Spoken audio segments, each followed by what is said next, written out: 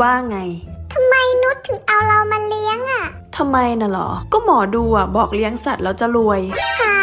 จริงปะเนี่ยนุชเลยไปรับเรามาเลี้ยงใช่ไหม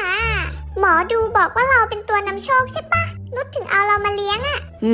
ตอนแรกจะเลี้ยงหมาแต่เงินไม่พอเห็นเขาประกาศหาบ้านแมวจรเลยรับมาเลี้ยงแบบงงอ้าวแต่ยังไงเราก็ยังนำโชคมาให้นุชใช่ปะไม่เลี้ยงไปเลี้ยงมาจนกว่าเดิมเงินเก็บที่มีก็หมดไปกับค่าขนมลำบากต้องตัก